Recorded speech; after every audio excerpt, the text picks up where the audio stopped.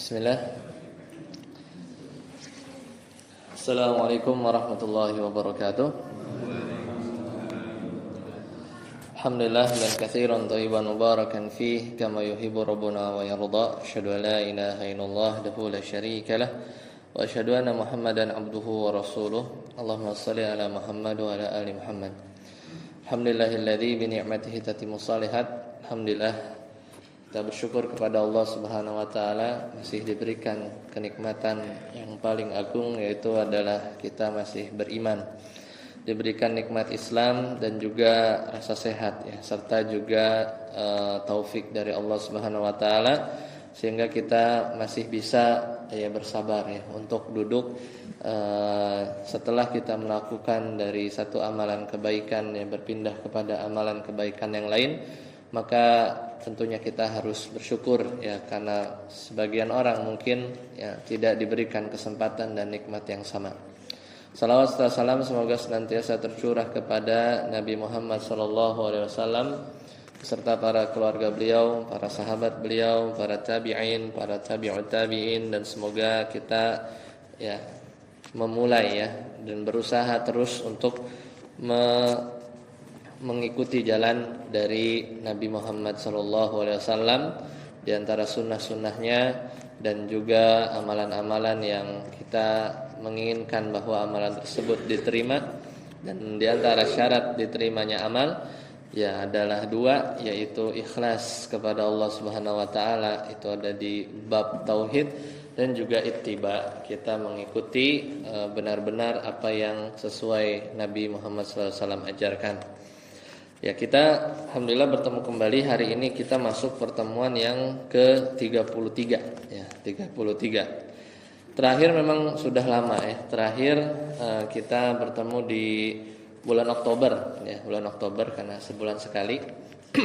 Qadarullah kemarin di bulan November ana lagi di luar ya. Waktu itu pekan ketiga lagi di offshore.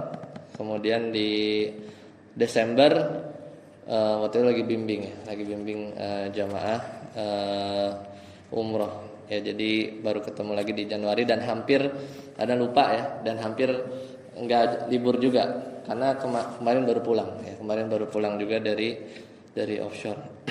Alhamdulillah kita masuk pertemuan 33. Sekarang kita lanjutkan bab yang menarik ya. Kemarin kita baru bahas beberapa poin berkaitan dengan haji dan umroh. Karena bentar lagi haji ya. Ya, jadi bentar lagi puasa 40-an atau 40-an harian kurang. Mungkin 17 atau 18, enggak nyampe ya. Mungkin sebulan lah ya. 17-18 Februari sudah masuk. Kemudian berarti lebarannya Maret. Setelah itu masuk ke bulan-bulan haji. Bulan haji itu Syawal ya, dari Syawal. Siapa orang berihram dari situ ya udah bisa. Makanya nggak tahu sekarang furoda tembus lagi atau seperti tahun kemarin ya. Kemarin kan nggak ada yang keluar tuh ya visanya. Dan berarti terakhir itu kalau nggak salah di bulan Maret tanggal berapa ya, visa umroh ditutup karena udah langsung buat fokus haji. Baru buka lagi mungkin sekitar bulan Juni ya, akhir atau orang bilang awal musim ya, awal musim. Dan yang sekarang ya orang-orang berlomba untuk umroh di bulan Ramadan ya. Umroh di bulan Ramadan itu pahalanya setara pahala haji ya, haji. Makanya harga hotel itu sampai 10 kali lipat ya. 10 hari 10 malam ya, hotel di sana di 10 hari terakhir itu per malamnya sampai 56 juta ya. Jadi 10 hari itu 560 juta sendiri. Itu kalau udah di 10 hari terakhir. Dan padatnya pasti bukan main ya. Padatnya bukan main, bahkan mungkin lebih ya. Mirip atau lebih mirip-mirip seperti haji yang nanti akan dilaksanakan ya, mulai dari hari tarwiyah yaitu 8 Zulhijjah dan seterusnya ya, ihram langsung wukuf ya, 9 ya, dan seterus dari rangkaian manasik haji. Ya, semoga ya kita diberikan kesempatan ya oleh Allah Subhanahu wa taala, karena tidak ada yang tidak mungkin ya. Ya minimal kita bisa umrah atau minimal kita bisa berumrah di bulan Ramadan ya, dan kemudian mungkin Allah berikan rezeki ya, untuk menunaikan ibadah haji ya. Di antara masa tunggu yang paling terbaru sekarang haji khusus ya, haji khusus yang kemarin biasanya 5 sampai 7 sekarang udah nggak ada. Daftar sekarang dapat 5 tahun tuh nggak haji khusus ya. Sekarang udah 9 10 tahun. Haji reguler ya dengan kementerian yang baru sudah sekitar 20 ya, 26, tetap masih lama. Makanya dari situ para ulama ya dan para asatidz kita ya meninjau kembali ya sebenarnya hukum dari haji itu ya, di mana dipersyaratkan bagi yang mampu ya, dan apalagi di Malaysia itu 40 tahun, reguler mereka 40 tahun. Kuota kita termasuk kuota yang lumayan banyak. Seandainya di Mina itu tenda-tendanya itu dibikin kayak hotel ya, mungkin bisa memangkas waktu ya. Karena kan di Mina kan tenda-tenda ya, tenda-tenda. Nah, jadi kalau misalnya di situ bangunan yang bisa bertingkat mungkin bisa menambah kapasitas. Tapi tetap kalau Arafah wukuf segitu juga luasnya. Karena wukuf Arafah itu atau padang Arafah itu Masy'aril Haram itu punya batas-batas tertentu, dan batasnya nggak bisa diperlebar ya, segitu aja ya. Makanya kalau di hajian itu orang-orang yang hajian sakit di IGD, di UGD itu 9 Zulhijjah itu ambulan mondar-mandir ya.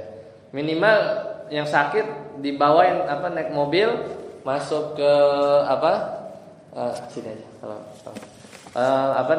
di Masy'aril lewat Arafah minimal cuman mampir penting sah kan, balik lagi ke rumah sakit. Makanya ambulan tuh banyak kan. Wukuf kan sunnahnya setelah tergelincir matahari ya. Nah, tapi ya itulah di antara rukhsah ya, karena itu bagian dari rukun kalau wukufnya ya. Sisanya wajib. Ya, wajib ini kalau ditinggalkan bayar dam ya, bayar dam.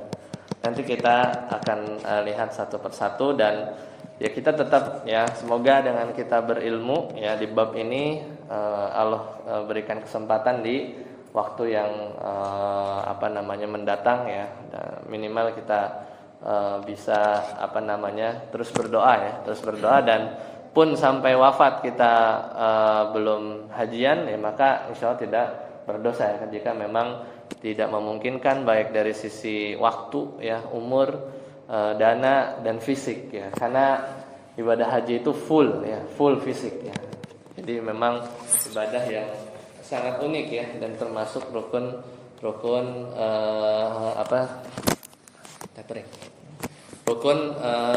iman yang rukun Islam yang kelima. Nah.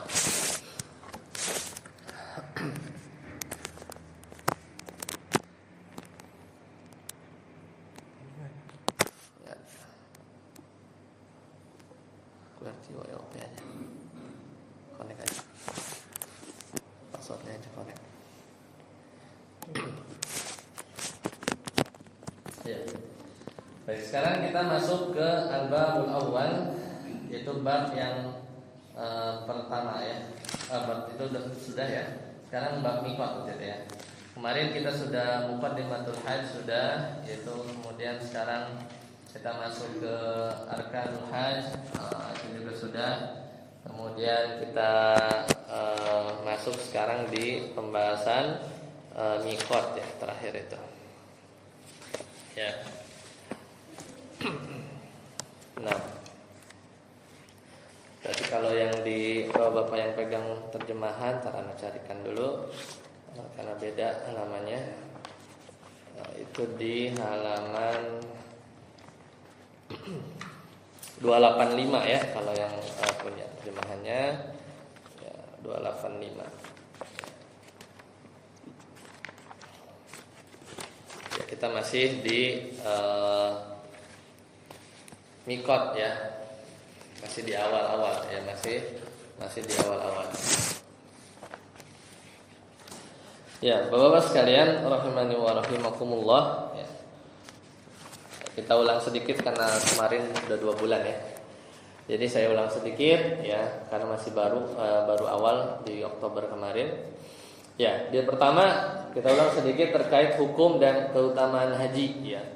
Allah Ta'ala berfirman ya dalam surat Ali Imran, walillahi 'alan nasi hijjul baiti man istata'a ilaihi sabila.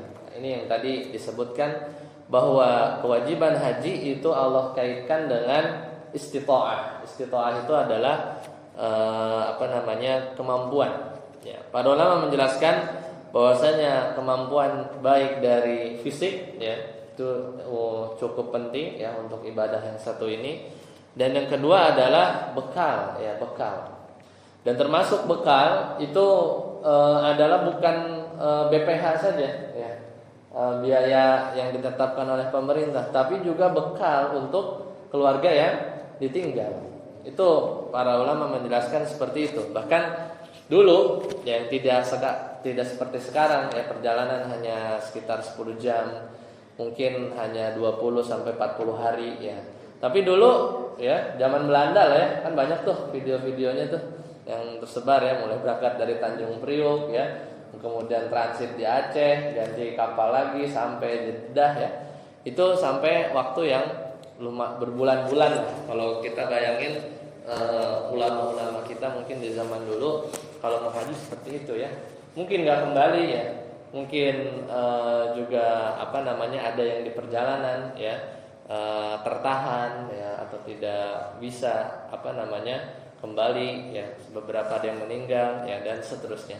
Jadi memang Allah makanya ketika Rasulullah SAW ditanya apakah haji itu cuma sekali setiap tahun, maka Rasulullah SAW diam ya. Karena kalau dijawab kalau dijawab khawatir beneran jadi setiap tahun, wah repot. Setiap tahun harus haji, wah, kebayang ya.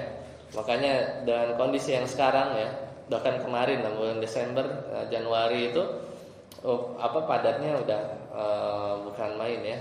Apalagi nanti menjelang bulan Ramadan ya, makanya pemerintah Saudi itu ya menyiapkan ya, ada askar-askar itu untuk mobilisasi ya. Kita nggak boleh berhenti ya, apalagi kalau di tawaf ya, karena kalau berhenti ya bikin macet, maka memobilisasi seorang sampai ratusan ribu, jutaan itu adalah pekerjaan yang tidak mudah ya. Dan juga di Masjidil Haram itu lampunya nggak pernah mati ya.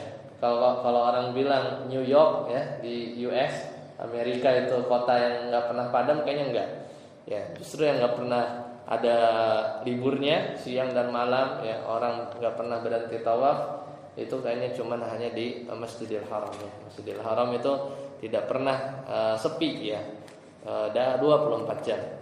Dan ini adalah bukti bahwasanya janji Allah Subhanahu wa taala bahwa setiap hati seorang itu pasti terpautnya, baik yang sudah pernah ke sana atau yang belum pernah ke sana, pasti sangat merindukan ya bisa menjalankan ibadah umrah atau haji.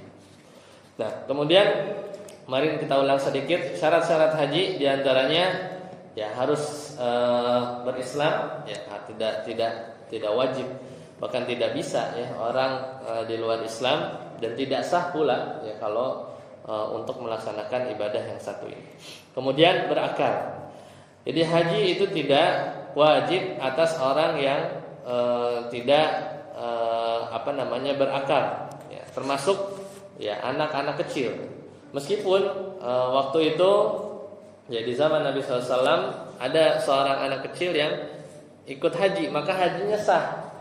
Tapi ya dia harus ulang lagi. Dia harus ulang lagi ketika dia balik ya, ketika dia balik. Ya, makanya syarat yang ketiga adalah balik. Ya, haji tidak wajib buat anak-anak, tapi ya tentunya dia kalau ikut haji sama orang tuanya masih kecil sah, dapat pahala baik orang tuanya juga. Namun ketika dia sudah balik, maka dia harus ulang. Kemudian yang keempat, ya di antara syarat haji kemarin ya, umrah dan haji adalah merdeka. Jadi haji ya tidak wajib ya atas hamba sahaya ya. Karena budak itu nggak punya statusnya, tidak memiliki apapun. Seandainya dia haji, maka hajinya sah kalau memang diizinkan oleh tuannya. Dan yang terakhir adalah mampu. Dalilnya walillahi 'alan nasi hajjul baiti man istata'a ilaihi sabila. Nah, itu diantara apa yang kemarin kita sudah bahas. Dan termasuk juga umrah ya. Ya, dari beberapa ayat ya diistinbat bahwasanya umrah yang pertama wajib. Ya sama, tapi wajibnya dikaitkan dengan istita'ah.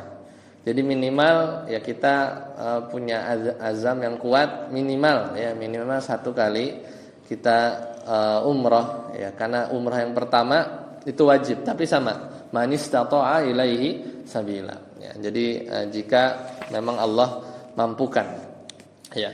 Dalilnya wa atimul hajja wal umrata lillah. Wa atimmu fil amr ya yufidul ya, memberikan faidah ya, wajib ya. Wa atimmu al hajja haji wal umrata lillah. Jadi kita diminta untuk sempurnakan haji ya, dan umrah lillah.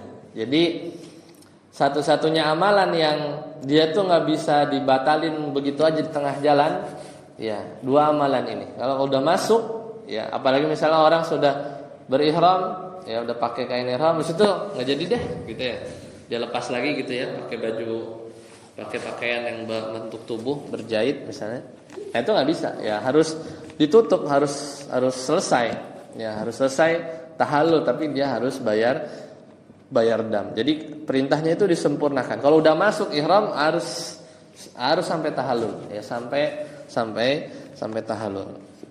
Nah, ini hukum ya umrah ya, diambil dari ayat Al-Baqarah 196. Nah, dan juga lebih-lebih sebenarnya yang kaum ibu-ibu ya, karena di mana anak-anak dan perempuan itu tidak diwajibkan berjihad, namun kata Nabi SAW itu, di mana Aisyah pernah bertanya, hal alan nisa'i jihadun, apakah bagi perempuan itu ada jihad? Qala, kata Nabi, na'am, ada. Yaitu alaihinna jihadun la qitala fihi. Ya, bagi wanita ada jihad. Namun tidak ada peperangan, ya, tidak ada peperangan. Yaitu apa? Al-hajju wal umrah. Jadi wanita jihadnya itu 2 ini. Itu kaum ibu-ibu ya, ibu-ibu meskipun tidak diwajibkan jihad, namun jihadnya kaum ibu-ibu ya, perempuan itu adalah al-hajju wal umrah. Ya, al-hajju wal umrah. Beberapa penuturan ya, orang-orang yang haji terutama tahun kemarin itu ya pasti ya kakinya bengkak atau apa ya, itu ada perjuangan yang luar biasa. Kemudian saat mabit ya, tidur beralaskan tanah ya, beratapkan langit ya, kan misalnya di Muzdalifah ya, itu benar-benar mau yang pangkatnya jenderal ya, bintang 1, 2, 3, 4 semua sama, pakaiannya dilepas ya, pangkatnya dilepas, kemudian tidurnya sama ya, meskipun ya kalau di tenda-tenda ya ada ya yang VVIP ya, yang dekat ke lempar jamarot, ada yang jauhan, tapi pada umumnya sama, apalagi di wukuf ya, saat wukuf ya sama semua. Dan ini membuktikan ya simulasi ya dari padang mahsyar kelak ya. Ketika hari kiamat selesai, kemudian sangkakala yang kedua ditiup, semua dibangkitkan dan semuanya dikumpulkan di satu tempat yang rata, yang tidak ada belembah, tidak ada gunung, semua rata, itu padang mahsyar. Semuanya menunggu ditegakkannya hari pembalasan. Dan mereka berpindah-pindah ya kepada nabi-nabi ulul azmi ya, meminta syafaat ya. Nuh, Ibrahim, Musa, Isa Nah, dan mereka nggak bisa semua, kecuali nanti di hadis yang panjang Nabi Muhammad SAW meminta agar memohon kepada Allah, memuji dengan pujian-pujian yang diajarkan, dan situ yang disebut dengan syafaatul uzma, di mana syafaat ya agar segera ditegakkan, karena satu harinya lama ya. Ada matahari yang seolah didekatkan ya saat itu. Jadi memang kondisinya seperti hiruk pikuknya ya, orang berdesak-desakan ya ketika kita berhaji atau umrah. Ya. Baik, sekarang kita baru masuk ke pembahasan yang hari ini, itu murojaah kemarin ya. Yaitu yang keenam adalah mawaqitul haji wal umrah, yaitu miqat. Mawaqit itu artinya batas. Miqat itu sebenarnya batas. Ya, haji umrah ada batasnya, baik batas tempat atau waktu ya. Jadi ada miqat yang sifatnya zamaniyah yang berhubungan dengan waktu seperti haji ini. Karena haji itu al-hajju asyhurun ma'lumat. Haji itu hanya pada bulan-bulan yang sudah kita tahu. Orang-orang dulu tahu bulan haji itu apa? Syawal, Zulqa'dah, Zulhijjah. Ya, kata Allah Subhanahu wa taala, al-hajju asyhurum ma'lumat. Jadi mulai Syawal nih, Idul Fitri itu udah masuk bulan haji ya, udah masuk bulan haji. Saya kurang paham lah beberapa visa-visa yang haji itu kan macam-macam ya. Yang paling terkenal kan ya yang normal, yang paling terkenal mahalnya furoda, terus ada lagi kan ya visa dakhili ya, ada visa mujamalah ya. Itu diantara trik-triknya mereka lah ya. Dia masuk dulu, dia umroh di Ramadan ya. Tapi agak lama ya mungkin dia bikin semacam KTP gitu ya, iqomah, kemudian dia berhaji dari situ yang entah menggunakan jatah orang Saudinya atau segala macam. Itunya banyak lah teknik-tekniknya yang ya sebenarnya yang formal ya hanya yang dari pemerintah gitu ya, dan furoda mungkin ya. Tapi Allah alam ya di situ banyak pembahasan terkait hukumnya. Ya intinya ya haji itu harus dilakukan di miqat zamaniyah, yaitu Syawal, Zulqa'dah dan Zulhijjah. Kemudian yang kedua adalah miqat ya makani, ya tempat. Nah ini yang biasa ya, baik umroh dan haji sama ya, baik umroh dan haji adalah kita harus berihram ya ketika melewati miqat ya, atau pas di miqat. Jadi miqat itu adalah yang makani ya, tempat-tempat ya. Miqat tempat ini adalah batas-batas yang ditentukan oleh Nabi SAW ya ketika beliau manasik ya. Jadi beliau mulai manasik, yang paling terkenal itu adalah yang sempat tertahan ya saat lahirlah perjanjian Hudaibiyah. Ketika itu makanya Hudaibiyah juga itu termasuk miqat terjauh. Ya jaraknya sekitar 20 kilometeran ya dari Mekah. Dan Masya Allah ya, dengan adanya miqat ini membatasi tanah haram dan tanah halal. Ya makanya batas-batas tanah haram itu bukan kayak kita kelurahan kecamatan yang dibatasin jalan lah ya. Kalau ada gunung, ada jalan, ini batas RT 1, RT 2, ini yang nentuin batasnya langsung Allah Subhanahu wa taala. Ya, Nabi menunjukkan di sini batasnya, sini batasnya. Ya, di sini batasnya. Ketika lewat ya maka di situ juga ada batas-batas tanah haram dan batas-batas miqat. Nah, di sini untuk orang yang mau berhaji ya atau umroh ya, terutama yang akan masuk untuk niat berihram, kata Nabi SAW dalam hadis Ibnu Abbas, dia berkata, waqata Rasulullah sallallahu alaihi wasallam li ahli al-Madinati dzal Hulaifah. Jadi Nabi SAW menetapkan miqat bagi orang-orang Madinah itu adalah Zul Hulaifah. Ya, Zul Hulaifah. Jadi Zul Hulaifah ini miqat kalau kita misalnya datang dari Madinah.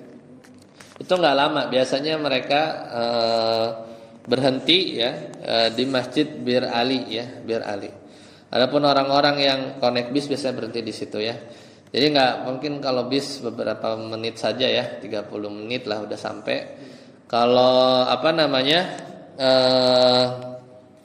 naik kereta cepat ya, maka diperkirakan biasanya 15 menit ya. 15 menit itu udah siap-siap ya. Maka yang harus dilakukan ketika dia di mikot, maka dia mengucapkan niat. Ini salah satu niat posisinya di hati ya, niat posisinya di hati. Namun salah satu ibadah yang niatnya itu diucapkan adalah ibadah umrah dan haji ya. Misal kita mau umrah, labbaik Allahumma umratan, untuk diri sendiri. Kalau kita mau ngebadal, labbaik Allahumma umratan an siapa ya, kita mau misalnya membadalkan haji atau umrah ya. Jadi itu diantara mikot yang nanti kita akan bahas. Wali ahli Syamil Juhfah. Ini orang-orang Suriah ya, orang-orang dari Syam ya. Maka mikotnya itu di Juhfah. Wali ahli Najdin Qarnal Manazil. Bagi orang-orang Najd ya, Najd itu berarti kawan-kawan yang datang dari arah Qatar ya, dari arah Riyadh ya, dari arah timur ya menuju ke arah barat, di situ termasuk orang-orang Taif. Ya, orang-orang Taif ketika dia mau ngambil mikot dari Qarnul Manazil. Kemudian wali ahli Yaman Yalamlam, dan bagi orang-orang Yaman ya yang di bawah, sekarang kan lagi panas lagi ya antara Saudi dengan Uni Emirat Arab ya, memperebutkan pengaruh lah terhadap Yaman. Nah, Yaman ada di selatan. Ya, mungkin pengaruh di situ kan ada selat ya. Ada selat yang masalah ekonomi lah ya, geopolitik ya, karena Yaman itu memang di ujungnya Jazirah Arab. Ibaratnya kalau agak iseng sedikit atau di situ dikuasai oleh misalnya Syiah, maka jalur perdagangan yang di selat sini ya, Laut Merah ya bisa aja kan dijegat kan, makanya agak susah. Sedangkan ya di situ ada banyak kepentingan. Tapi ketika orang-orang mau berhaji umroh dari arah Yaman, mereka akan berihram mikotnya di Yalamlam. Termasuk dari jamaah Indonesia, karena rute-rute pesawat orang Indonesia yang berangkat dari Indonesia ya. Mungkin orang Indonesia juga banyak yang berangkat mungkin haji umrohnya dari Korea, dari Eropa, dari Turki. Ya tentunya dia akan mikot bukan Yalamlam meskipun orang Indonesia ya, tergantung arah pesawatnya ya. Sedangkan pesawat-pesawat dari arah Tenggara, Asia Tenggara, pasti dia sebelum landing di Jeddah ya, itu akan lewati Yalamlam, maka disitulah dia mikot. Dan mikotnya di atas pesawat, di atas pesawat. Dan ini yang sesuai sunnah ya, meskipun ya di fatwa MUI itu ya dengan segala banyak pertimbangan ya, itu membolehkan mikot dari Jeddah. Cuman agak mungkin kurang sesuai dengan sunnah Nabi SAW ya, kalau bisa dari pesawat. Dan insya Allah mudah lah mengganti pakaian ya, di dalam itu udah siap-siap, atau dari bandara udah siap-siap ya. Meskipun ya mungkin kalau haji atau banyak kadang kan mungkin kalau ya dengan pertimbangan khusus tertentu gitu ya, kadang udah tua gitu ya di pesawat, yang umroh aja belum, naik pesawat juga belum gitu kan. Ini yang reguler misalnya yang udah nabung puluhan tahun gitu kan, baru pertama naik pesawat ya, di WC juga bingung gimana ya. Makanya mungkin segala pertimbangan itu, dan juga karena haji juga kemarin kita udah bahas kan, ada kalau orang Indonesia kan haji itu ada haji ifrat ya, ada haji tamattu ya, haji qiran ya. Jadi modelnya karena mungkin datang kan sebelum bahkan sebelum Zulhijjah ya, kan udah sedikit-sedikit kan, kalau satu kalau dua kan masih lama kan ya. Jadi ya dia bisa mungkin ke Madinah dulu mungkin ya, belum perlu mikot ya dari awal. Jadi diatur lah tergantung rombongannya. Tapi kalau umroh yang landing Jeddah langsung Mekah ya, saat di pesawat langsung mikot. Kalau dia landing Jeddah tapi masih ke Madinah dulu, dia niatkan untuk ziarah ya, dia ziarah dulu. Karena misalnya orang dia mau umroh tapi ke Madinah dulu ya, jadwalnya ya dia kan nggak ihram kan ya, tentu dia tapi dia melewati mikot. Dan kalau orang yang melewati mikot dan dia ada niat untuk berumrah, maka dia harus ihram di situ. Dan mikot itu seperti punya jarak yang tertentu ya. Punya lebar yang tertentu ya. Dia kan seperti garis batas tapi dia juga punya lebar kan. Nah, berihram berniat itu pas di situ. Pas kita katakanlah mikot itu dia batasan tertentu yang lebarnya mungkin dari masjid ini sampai berapa ratus meter ke sana ya. Sedangkan kalau kita di atas pesawat ya kan, kalau naik bis ya itu bisa berhenti kan? Bisa berhenti, stop dulu. Bahkan di beberapa tempat mikot itu didirikan masjid ya, karena disunahkan mandi ya, kemudian disunahkan untuk ya bersih-bersih di situ kan. Kemudian sholat ya, tidak dipersyaratkan sholat 2 rakaat ya. Nabi SAW pernah sholat sebelum mikot ya, berihram ya. Kemudian banyak sunnah yang bisa dilakukan. Tapi kalau misalnya di pesawat ya, yang kita hanya mengandalkan posisi pesawat ya dari GPS ya, atau pengumuman dari pilot ya, sekarang sudah masuk ya lam-lam gitu ya. Bagi yang mau bermikot maka ya bisa dimulai dari sekarang. Karena kalau sudah lewat dan baru dimikot nggak bisa, harus balik lagi. Makanya di sini keluarlah kaidah dari para ulama bahwa berihram setelah lewat mikot nggak sah ya. Ya, jadi yang harus mikot itu harus tepat saat di atas mikot. Tapi mikot berihram sebelum melewati mikot belum nyampe nih ya, itu makruh. Ya, tapi para ulama memilih ya kita sudah mulai meniat agak jauh ya, agak beberapa menit atau beberapa jarak sebelum masuk melewati mikot dia udah mulai berihram, itu tidak apa-apa. Ketimbang kelewatan. Ya, jadi mending sebelum ya daripada kelewatan. Itu di antara kaidah para ulama. Karena pesawat itu kan rata-rata ya di udara itu kecepatannya kan 800 ya 900 km per jam.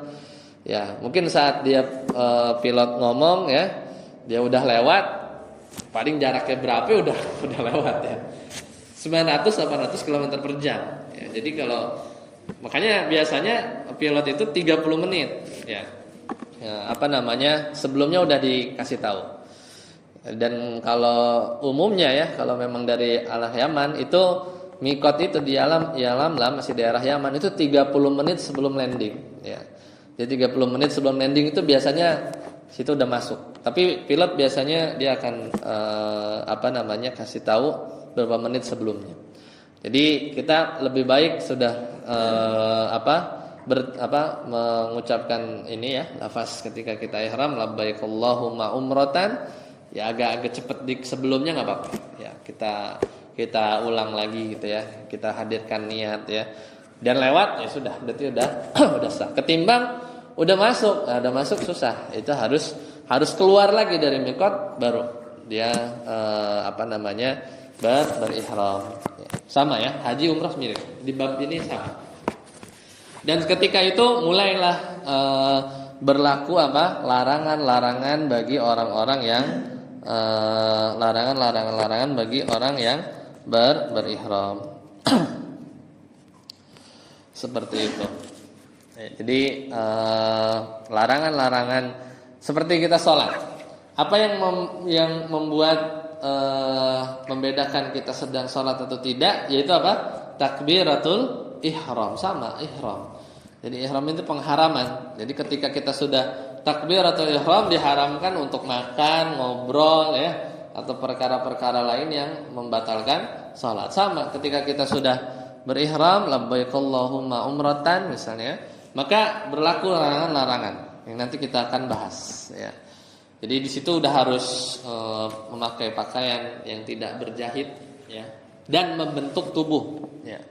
Ya, membentuk tubuh ya. Ada sebagian dijual celana dalam umroh atau ihram gitu ya, nggak berjahit ya, tapi kayak celana dalam itu nggak boleh karena itu membentuk pakaian. Kita hanya butuh izar ya, sarung sama kain untuk menutup bagian atas. Udah 2 helai saja ya, dan tidak berjahit ya. Jadi sebenarnya bukan berjahitnya ya, bukan berjahitnya. Jadi yang dianggap pakaian itu yang membentuk tubuh. Adapun kita pakai ikat pinggang untuk kencengin izar kita, di situ ada jahitannya, nggak masalah ya. Kita pakai tas selempang ya, di situ ada jahitannya, nggak masalah ya. Dan kita nggak boleh tutup memakai sepatu ya. Pakai sepatu yang menutup mata kaki itu tidak boleh ya. Dan untuk kaum ibu-ibu itu cadarnya dibuka ya, hanya boleh terlihat telapak tangan dan muka saja ya, kedua tangan dan muka saja. Jadi yang bercadar ketika sudah lewat itu harus dibuka ya cadarnya. Kecuali sangat-sangat cantik yang sangat bisa menimbulkan fitnah. Bahkan itu bisa ditutup dengan jilbabnya. Jadi kan cadar biasa ya, tapi kadang ada jilbab yang diturunin gitu, yang dia tembus, dia bisa lihat keluar tapi tidak langsung menyentuh muka ya. Tapi biasanya umumnya dibuka ya, dan itu sunnahnya dari Rasulullah SAW. Dan larangan-larangan yang lain ya. Disitulah kita mulai terus bertalbiyah kalau umroh sampai dia bertemu melihat bentuk Ka'bahnya, baru dia berhenti. Labbaik Allahumma labbaik, labbaik la syarika laka labbaik, innal hamda wan ni'mata laka wal mulk la syarika. Terus diulang ya. Sampai dia ke imigrasi, naik bis ya, sampai check-in hotel dulu, bersih-bersih dulu boleh ya. Yang penting enggak boleh pakai wewangian, parfum ya. Kalau dia mau selesaikan dulu buang air kecil besarnya bebas ya. Kemudian baru dia mulai berangkat ke Masjidil Haram. Sampai di depan masuk ya, doa masjid ya. Kemudian sampai dia melihat Ka'bah baru dia berhenti. Karena nanti ada doanya yang terpisah. Seperti itu. Nah, itu pembahasan berkaitan dengan miqat ya, pembahasan berkaitan dengan miqat.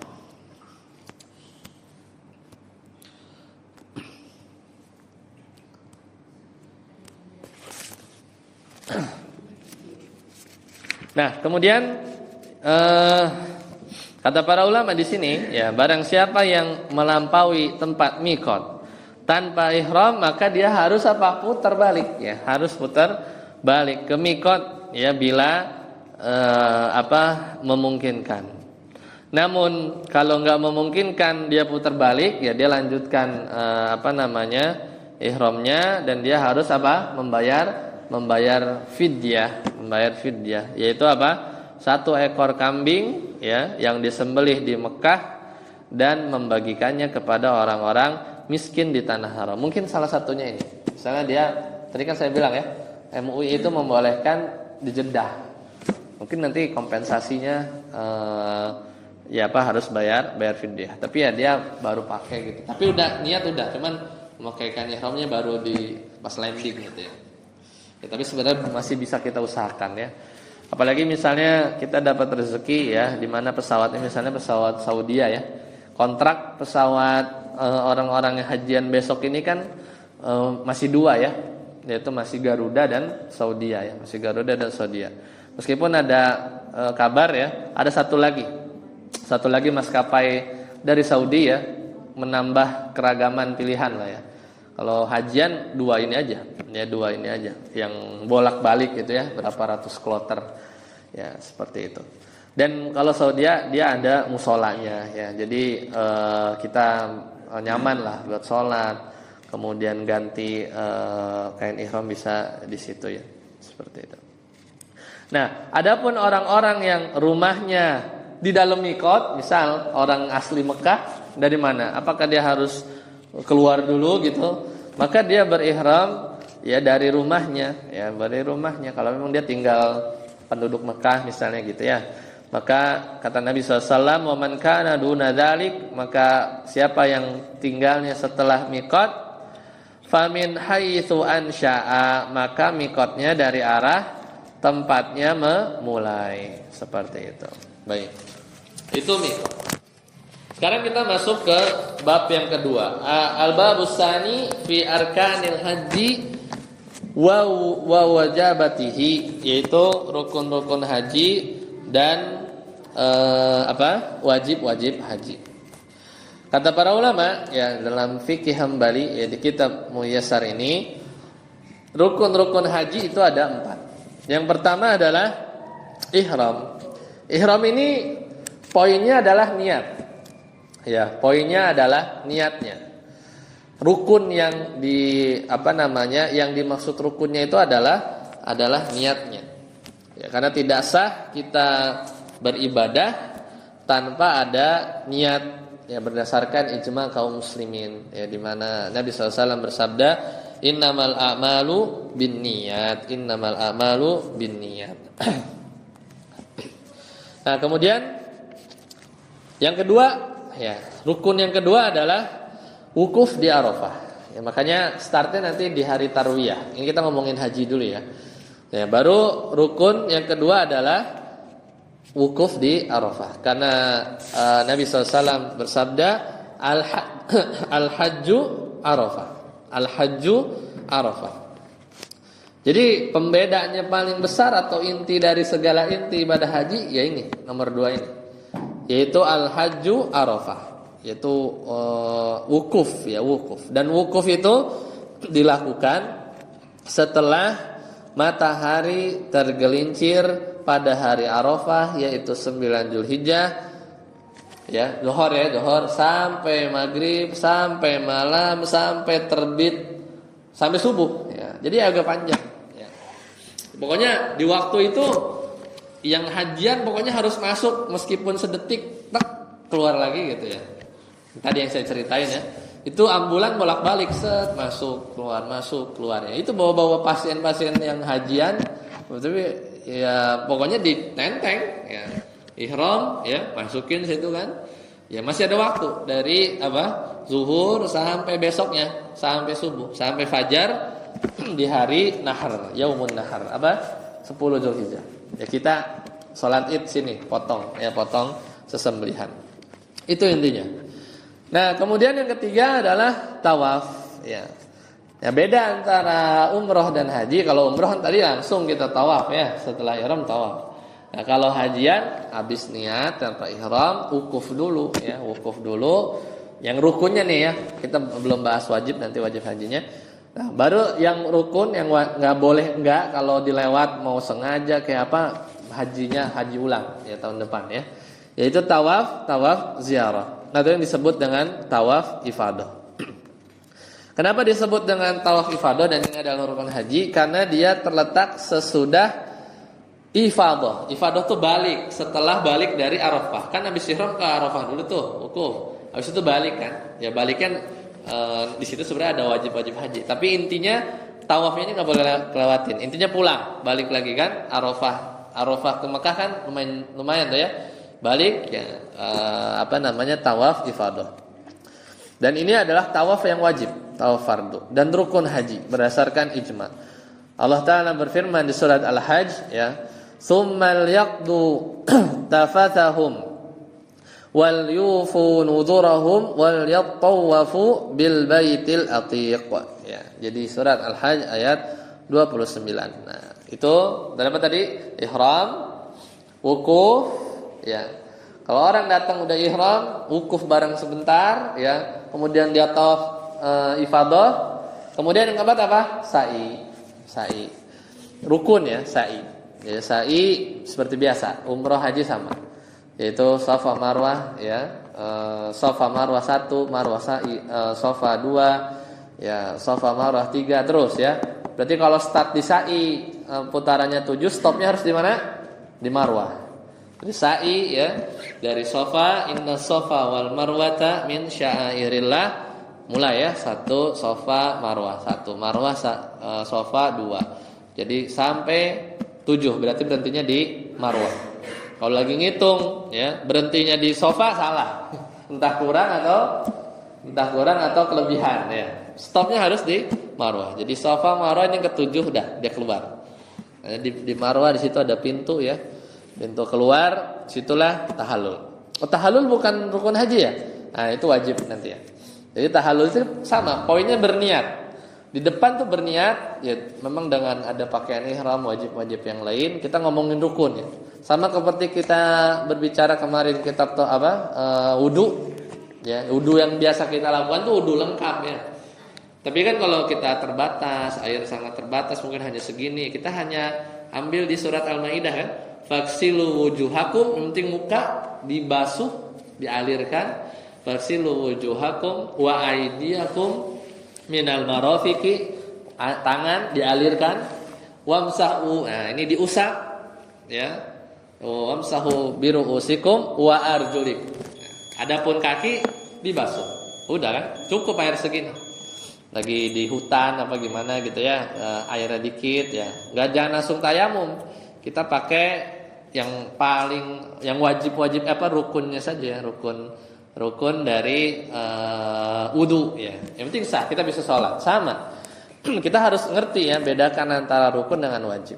Ya meskipun wajib ini kalau ditinggalkan ada konsekuensinya juga ya. Namanya juga wajib. Tapi kalau rukun ini yang kalau ditinggalin hajinya enggak sah ya. Jadi apa tadi? Ihram, wukuf, tawaf ifadah dan sa'i. Kan sebenarnya beda dikit ya sama umroh, ada wukufnya aja ya. Seperti itu. Ya. Baik. Insyaallah nanti kita akan lanjutkan ya di pertemuan yang akan datang. Ya, kita akan karena mumpung waktunya pas ya, kita sambil bahas sampai mungkin bulan Zulhijjah nanti kita akan detailkan ya supaya kita semangat ya, kita berdoa, tentunya berdoa kepada Allah Subhanahu wa taala agar diberikan kesempatan ya untuk mengerjakan salah satu atau dua-duanya dari ibadah yang mulia ini. Insyaallah nanti kita bertemu lagi di lain kesempatan. Kita cukupkan. Sebelum ditutup ada yang ingin ditanyakan, dipersilakan. Silakan. Ya.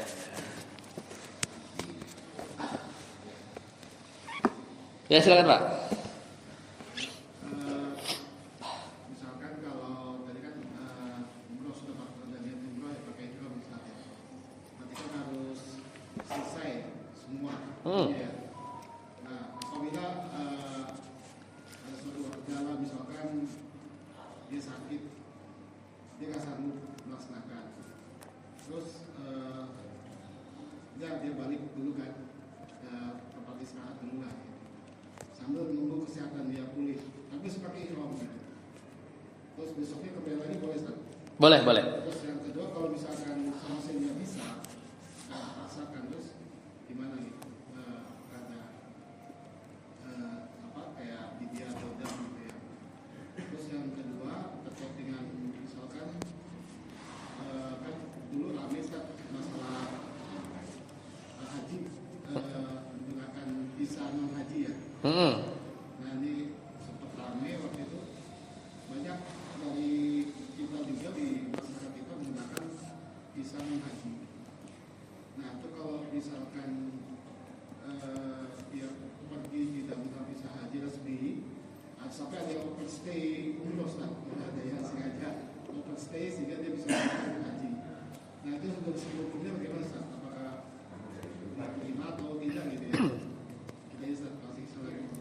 Ya, baik. Yang pertama umroh atau haji ya. Kemudian saat mulai ihram sebenarnya kita udah tahu mengukur kadar diri sendiri kan. Wah ini kayaknya masih panjang nih. Tapi udah kemarin ya, Bapak bulan Desember kemarin, Desember itu pas waktu September yang Desember itu ada satu umur 70 ya. Dia ada 70, dia punya asma ya. Satu lagi dia pasien cuci darah ya. Jadi pas di bandara, Pak titip ya ini harus cuci darah, siap nanti kita cariin rumah sakit kan di sana. Nah buat orang-orang kayak gini kan nggak tahu ya.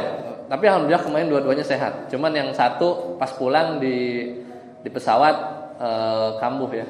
Jadi kemarin kita nyari dokter ya. Di sini di pesawat ada yang berprofesi sebagai dokter atau enggak karena dia nggak bisa nafas ya. Tapi pas pulang. Cuman alhamdulillahnya pas kita umroh waktu itu pas manasik udah ini yang cuci darah tuh, kan cuci darah kalau telat gatel ya, saya juga baru tahu ya. Apa kayak dia karena telat sehari itu kan, dia harus segera hemodialisa gitu kan. Pak, setelah tadi kan udah ihram ya, kita udah labbaik Allahumma umratan. Ya, di antara sunnah Nabi SAW, kita bagi yang sakit ya dan khawatir udah ihram dari waktu itu dari Madinah ya, masih 4 jam lagi, 5 jam lagi, takutnya kolaps gitu ya pas tawaf, sa'i, masih sa'i yang paling berat kan ya, bolak-balik itu. Takutnya nggak bisa atau malah harus ke IGD, UGD, maka ketika ihram, dan ini juga disampaikan waktu itu di manasik, itu ditambahkan lafaz yang diajarkan oleh Nabi SAW, Allahumma mahalli haitsu habastani. Jadi ketika kita pas di mikot ya, kita bilang labbaik Allahumma umratan, bagi yang khawatir ya.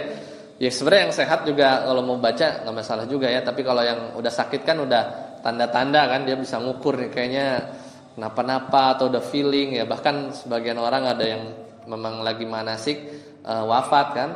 Kalau wafat lagi manasik belum selesai kan, dikubur nggak boleh tetap dengan kain ihramnya ya. Jadi ya udah dikubur, kepala nggak boleh ditutup karena nanti kelak dia dibangkitkan dalam kondisi ihram. Sedangkan orang yang berihram itu untuk laki-laki ya misalnya itu nggak boleh ditutup kepala ya. Jadi masya Allah, jadi pas bangkit dari kubur tuh masih bertalbiyah ya, itu diantara keutamaan mereka. Nah itu setelah ketika kita berniat, kita tambahkan lafaz apa? Allahumma mahalli, ya Allah ya, tahallulku haitsu habastani. Jadi ketika kita udah baca ini, ya Allah tempat tahallulku, tahallul kan di akhir kan? Nah, tempat tahallulku haitsu habastani, di mana engkau menahanku. Kalau Allah nahan kita karena sakit, kalau contohnya Nabi SAW ditahan sama orang-orang kafir Quraisy, dijegat kan di Hudaybiyah, kan dia mau umroh kan? Mau umroh dijegat Hudaybiyah, ya udah disitulah tahallulnya. Makanya kan ketika nggak bisa lanjut, muncullah perjanjian Hudaybiyah, Nabi apa? Langsung gunting ya, langsung potong, bayar dam, pulang ke Madinah. Sama. Ini juga orang-orang yang demikian, misalnya ternyata jatuh sakit. Tadi pertanyaannya bagus, kalau harus ke rumah sakit dulu selama mungkin diobservasi 1 hari, 2 hari, dia masih ihram, ya dia belum niat putusin ya. Masih ada harapan sembuh ya. Nanti hari ketiga lanjut, misalnya dia jatuh, misalnya qadarullah, beberapa jamaah kemarin di trip yang sebelumnya lagi sa'i, jatuh tangannya patah, Pak. Nah, itu dia. Jadi pas lagi sa'i telepon kan, Pak ini tangannya patah, dikira keseleo patah. Jadi pas lagi sa'i ya udah kita keluar dulu ke rumah sakit pakai ini gipsum gitu kan. Ya gimana lanjut? Ya udah akhirnya lanjut. Jadi balik lagi selesain. Jadi boleh. Selama memang belum kita niat untuk putus. Tapi kalau memang trennya menurun gitu ya, mungkin misalnya saturasinya turun, wah udah nafas udah nggak ini, udah nggak ini, maka ya disitulah tahallul, dan nggak usah perlu bayar denda atau dam atau yang semisalnya, karena kita di depan udah ucapkan Allahumma mahalli haitsu habastani. Ya, jadi ya udah disitulah kita stop, disitulah kita tahallul, dan nggak usah dan nggak bisa, memang nggak bisa kan, kalau yang makin parah tadinya IGD masuk ICU udah qadarullah misalnya besoknya meninggal gitu ya, maka di situ tahallulnya seperti itu. Dan yang terakhir tadi yang visa-visa tadi saya juga nggak gitu paham ya, cuman ya intinya kan itu administrasi ya administrasi ya, dimana kalau berbicara sah ya kita ukurnya secara fikih ya, selama rukun-rukunnya terpenuhi ya sah ya, apapun ibadahnya termasuk haji dan umrah, wajib-wajibnya selama full ya maka tidak ada denda dan lainnya ya, maka untuk sah kita ngukur seperti itu. Cuman di satu sisi ya kalau visa yang macam-macam itu ya, kalau dia menzolimi orang ya, malah merebut kuota orang gitu ya, ada orang yang terzolimi atau yang tidak peruntukannya, maka dia berdosa di sisi yang lain itu ya, dia berdosa di sisi yang dia langgar gitu ya. Tapi kalau berkaitan dengan sah atau tidaknya, maka kita timbang dengan di pembahasan fikih ya. Jadi seperti itu ya. Cuman ya masalahnya saat kita melanggar atau berbuat dosa, di situ ada dosa ya, meskipun dosanya kita nggak bisa bilang besar atau kecilnya, tapi dilakukannya di mana? Di tanah haram gitu ya. Jadi pasti dosa yang kecil akan menjadi besar. Ya, tinggal kita mungkin lebih baik bersabar ya, atau mengambil jalur yang yang umum ya, legal, tanpa menzolimi. Ya mungkin kita nggak tahu apakah kita menzolim atau tidak ya, mudah-mudahan diampuni. Tapi kalau kita bagusnya kita riset gitu, kita tanya ke travel kita atau orang yang kita membayar jasanya ini gimana gitu ya, apakah ada yang dizolimi, ataukah kita mengambil kuota orang lain ya, ataukah kita ngakal-ngakalin gitu ya administrasi di negeri sana ya, maka sebaiknya kita hindari gitu ya, seperti itu. Wallahu a'lam bishawab. Sampai sini dulu. Subhanakallahumma bihamdika asyhadu an la ilaha illa anta astaghfiruka wa atubu ilaik. Assalamualaikum warahmatullahi wabarakatuh.